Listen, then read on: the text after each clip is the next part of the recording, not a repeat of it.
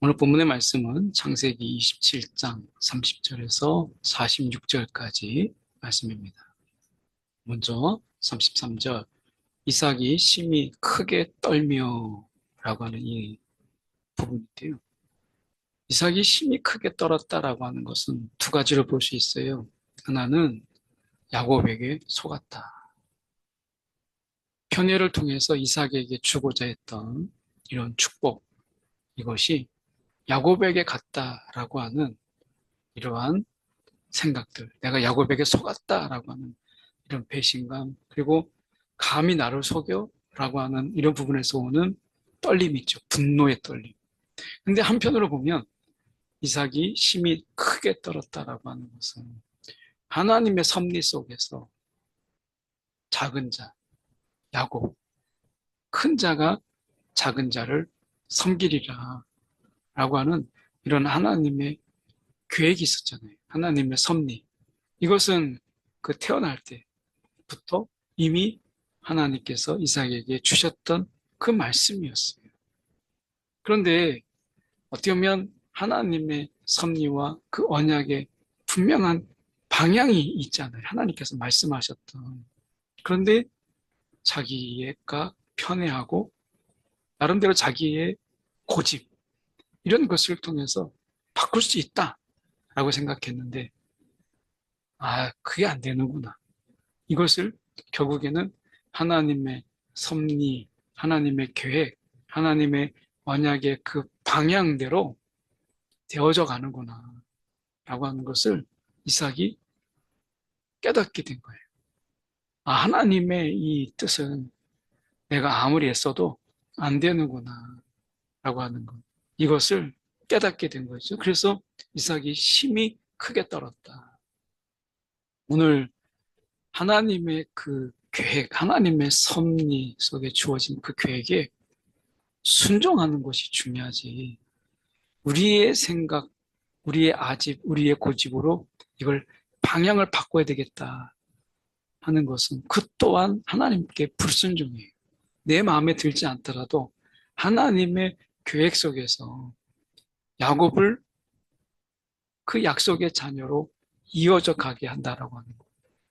물론 이삭은 에서를 통해서 흘러가기를 원했지만 하나님은 야곱을 통해서 그 약속의 자녀 그리고 약속의 축복이 흘러가기를 원하셨던 거잖아요. 그런 의미에서 이삭이 바꿀 수 없다. 이것을 깨닫게 된 거예요. 결국 이삭의 이 심이 떤다라고 하는 부분 속에서 우리가 계획했을지라도 인도하시는 이는 하나님이시다라고 하는 것을 기억하면서 힘을 쓰지 말라. 하나님 앞에서 헛된 힘을 낭비하지 말라. 그럴 힘이 있다면 하나님께 정말 온전히 순종해라 라고 하는 것이죠. 결국에는 그가 반드시 이걸 인정하죠. 그가 반드시 복을 받을 것이니라. 이 축복, 이 축복은 막 여러 번, 막 아무나 할 수 있는 게 아니라 이 축복이라고 하는 것은 그대로 되어지는 일종의 예언적 선포죠. 그래서 이것을 번복할 수가 없고 돌이킬 수가 없어요. 반드시 그가 복을 받을 것이니라. 이 부분 속에서 예서가 보여주는 부분은 그대로 보여주죠. 그의 아버지 말을 듣고 소리내어 울며 아버지에게 이르되 내 아버지여 내게 축복하소서 내게도 그리하소서. 근데 이게 안 되는 거예요. 우리 생각에는 뭐 그냥 야곱에도 해주고 에서에게도 해주면 될 것 같은데 이게 안 되는 거죠. 하나님의 이 주시는 이 축복이라고 하는 것은 아버지를 통해서 선포되어지지만 하나님이 그 선포한 그대로 그에게 축복이 흘러가는 이 축복권이기 때문에 그래서 야곱에게 준 것을 에서에게 줄 수 없는 내 복을 빼앗았도다. 빼앗았도다. 이 속에서는 결국에는 하나님의 주권, 하나님의 그 계획하심이 있다라고 하는 것을 분명히 보게 되죠. 마음에 들지 않더라도. 아마 이삭의 입장에서는 이렇게 되는 게 마음에 들지 않을 거예요. 에서에게 흘러가고 싶은, 에서를 사랑했으니까. 그런데 이삭의 마음대로 안 돼요. 여기서 중요한 것은 약속의 자녀인 이삭이지만 하나님의 뜻을 자기 마음대로 할 수는 없었다. 약속의 자녀이기 때문에 하나님의 이끄심 속에 순종하는 것. 이것이 중요한 거죠. 37절에 이삭이 에서에게 대답하여 이르되 내가 그를 너희의 주로 세우고 그의 모든 형제를 내가 그에게 종으로 주었으며 곡식과 포도주를 그에게 주었으니 내 아들아 내가 내게 무엇을 할 수 있으랴. 이미 이렇게 선포하고 축복했는데 내가 더 이상 무엇을 할 수 있겠느냐라고 말씀하고 있잖아요. 이만큼 이 축복이라고 하는 것은 함부로 할 수도 없지만 그 한 것에 대해서는 하나님께서 그대로 행하신다라고 하는 것을 말씀하고 있어요. 결국 에서를 통해서 우리가 깨닫게 되는 바로 그것은 물론 야곱이 잘했다는 건 아니에요. 그런데 에서를 우리가 영적으로 우리가 좀 바라본다면 에서는 결국에는 하나님의 뜻에 이 관심이 없었어요. 하나님의 약속. 이방 여인들과 결혼해서 제멋대로 살았고 장자의 명분을 팥죽에다가 파는 이걸 굉장히 가볍게 여기는 그런 모습들. 때로는 그가 어떻게 보면 이런 하나님의 축복을 바라있지만 하나님을 바라기보다는 그 축복을 바라보았던 이런 세속적인 모습들, 기복적인 모습들이 에서에게 있었죠. 근데 야곱은 수단과 방법은 잘못됐지만 그 장자의 명분이 얼마나 귀한지, 하나님이 그것을 통해서 행하실 그 복이 얼마나 귀한지, 이것을 야곱은 알았어요. 결국에는 하나님을 찾고 구했던 이 야곱의 모습, 방법은 잘못되었지만 결국에는 그의 욕망 끝에는 하나님이었다. 야곱에게 있어서 그 욕망의 끝은 하나님이었죠. 그런 의미에서 에서와 야곱은 달랐다라고 하는 것이 오늘 우리가 바라고 원하는 이런 욕망이 결국에는 하나님을 빙자한 세속적이고 그리고 어떻게 보면 자기 욕구를 충족시키기 위한 이런 것이었느냐 아니면 우리는 하나님이 주신 것들을 통해서 궁극적으로 하나님을 바라느냐 이것이 큰 차이가 있죠. 이 이삭은 결국 이것을 해결하려고 하는 게 뭐냐면 칼을 믿고 이제 하나님을 믿는 게 아니라 그는 칼을 믿고 생활해요. 내 아우를 섬기고 내가 매임을 겪었을 때에는 그 멍에를 내 목에서 떨쳐버리라 하였더라.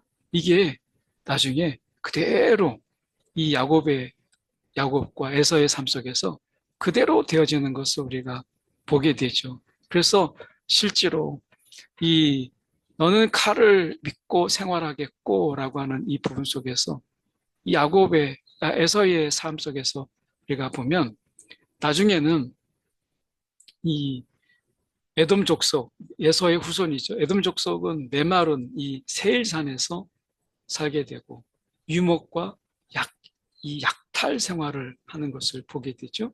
그리고 다윗 때에 이스라엘 속국이 되었다가 여호람 때 돼서야 독립하는 것을 보게 돼요. 그러니까 어떻게 보면 우리가 이 중요한 부분은 결국에는 하나님이 이삭이 말한 대로 축복한 대로 그대로 행하셨다라고 하는 것을 보게 되죠. 이것은 어떻게 보면 그가 하나님의 복과는 상관없이 하나님을 믿고 사는 것이 아니라 칼을 믿었다. 이 부분에서 굉장히 중요한 부분을 우리가 보게 되죠. 결국에는 이 말씀 그대로 역사 속에서 그의 후손들이 이루어지는 것을 보게 됩니다. 안타깝죠.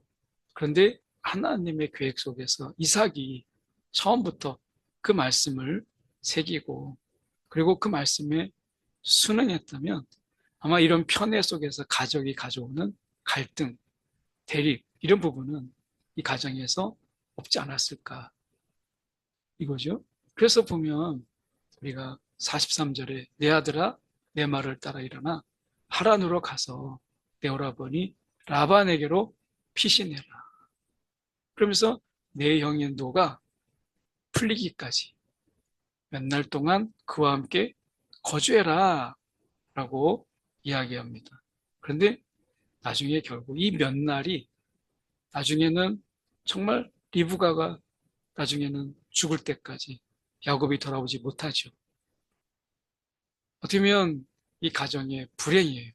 약속의 자녀로 태어난 이삭, 그 약속이 흘러가는 이 가정 안에 이러한 불행과 그리고 이러한 대립이 있다라고 하는 것을 생각해 본다면 결국 이삭의 고집 그리고 에서의 이 무능력한 어떻게 보면 이런 모습 속에서 한 가정이 이렇게 편애로 인해서 갈라진 그리고 불행한 모습을 보게 되죠.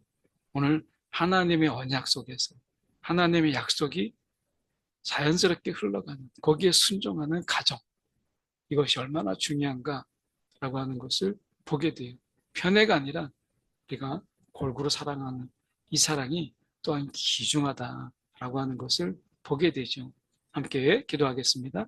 사랑에 많으신 하나님 아버지, 오늘 편애와 또 그 속에서 욕망, 또 그 속에서 대립과 갈등으로 찢어진 가정, 약속으로 하나님의 약속과 간섭 속에서 약속의 자녀인 이삭과 하나님의 인도합 속에서 리브가를 만나서 한 가정을 이루었지만 그 가정에서 일어나는 이 비극을 우리가 귀담아 듣고 오늘도 하나님의 약속, 하나님의 언약의 방향대로 맞춰 나가는 그런 가정, 편애가 아니라 하나님이 주신 자녀를 골고루 사랑하는 지혜가 가득한 그런 가정들 되게 하여 주옵소서.